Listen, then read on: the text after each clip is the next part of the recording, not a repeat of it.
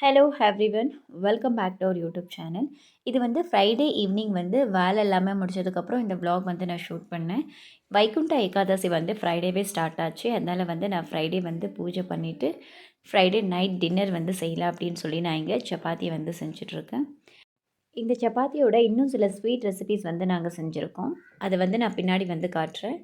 And வந்து சப்பாத்திக்கு வந்து சைட் டிஷ்ஷாக நம்ம என்ன செய்ய போகிறோம் அப்படின்னா, இன்றைக்கி வந்து கருவேப்பிலை வந்து சட்னி வந்து செய்ய போகிறோம். அண்ட் காலையில் வந்து கொஞ்சம் டொமேட்டோ சட்னியும் செஞ்சுருந்தோம், அதுவுமே மீதி இருந்தது. அது கூட கொஞ்சம் கருவேப்பிலை வந்து சட்னி செஞ்சுக்கலாம்.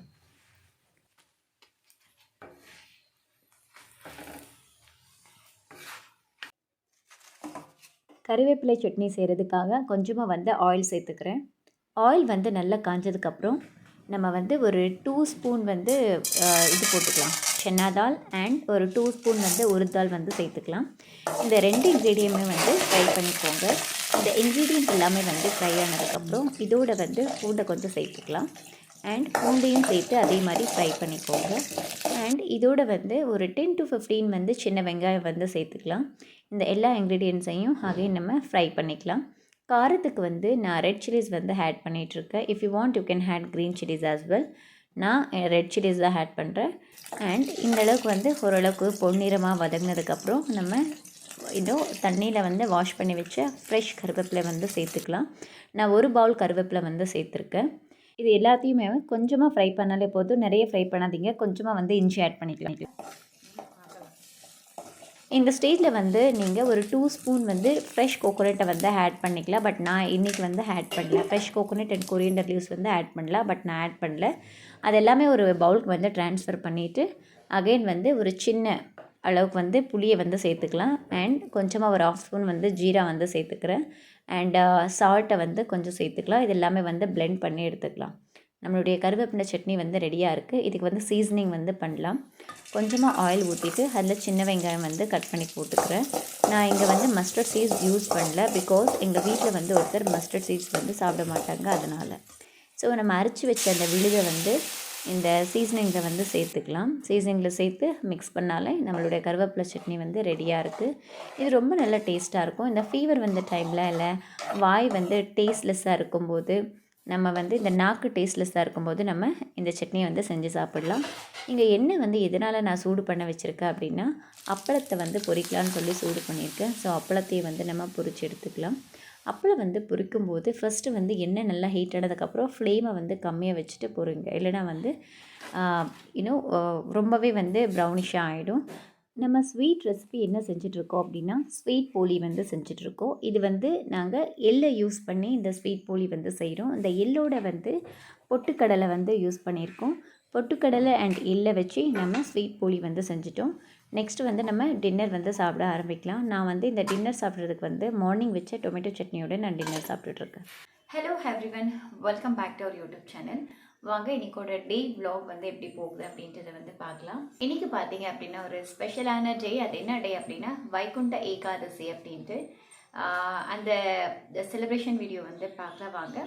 அண்ட் இன்றைக்கி வந்து வைகுண்ட ஏகாதசி வந்து ஆக்சுவலி ஃப்ரைடேவே செலிப்ரேட் பண்ணாங்க. பிகாஸ் சாட்டர்டே வந்து 7 o'clock மார்னிங் வந்து கம்ப்ளீட் ஆகிடும். அதனால் வந்து டெம்பிள்ஸில் எல்லாமே வந்து சில டெம்பிள்ஸில் வந்து 7 o'clock செலிப்ரேட் பண்ணுவாங்க. அண்ட் சில டெம்பிள்ஸில் வந்து ஃப்ரைடேவை வந்து செலிப்ரேட் பண்ணிடுவாங்க. ஆனால் நாங்கள் ஃப்ரைடே வந்து வீட்டில் செலிப்ரேட் பண்ணி சாட்டர்டே வந்து கோவிலுக்கு போகலாம் அப்படின்ற ஒரு பிளானில் இருக்கோம். ஸோ இன்றைக்கி வந்து நம்ம என்ன கோவிலுக்கு போவோம் அப்படின்றத வந்து பார்க்கலாம் வாங்க.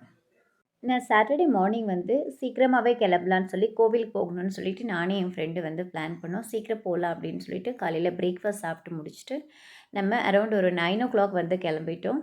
என்ன பிரேக்ஃபாஸ்ட் அப்படின்னா குஷ்காவும் கொஞ்சமாக வந்து கேசரி வந்து சாப்பிட்டுட்டு கிளம்பிட்டுருக்கோம். அண்ட் அந்த பிளேஸ் வந்து எங்கே இருக்குது, அந்த கோவிலோட பிளேஸ் வந்து எங்கே இருக்குது அப்படின்னா, பெங்களூரில் மாகடி அப்படின்ற ஒரு பிளேஸில் இருக்குது. இந்த டெம்பிள் என்ன டெம்பிள் அப்படின்னா தத்தாத்ரேய டெம்பிள். இந்த டெம்பிளுக்கு வந்து இங்கே பஸ் ஃபெசிலிட்டிஸ் வந்து அவ்வளோ இல்லை. ஒரு வில்லேஜில் தான் இந்த டெம்பிள் இருக்குது. ஸோ நாங்கள் ரிக்ஷாவை பிடிச்சி தான் போக வேண்டியது இருந்தது.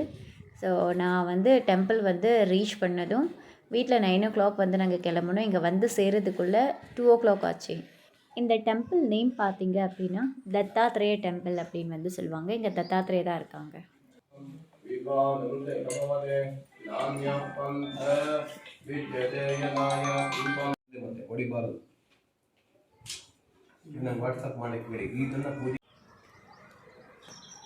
எனக்கு ஓரளவுக்கு பாசிட்டிவாக தான் வச்சு ஐ ஃபீல் பாசிட்டிவ்.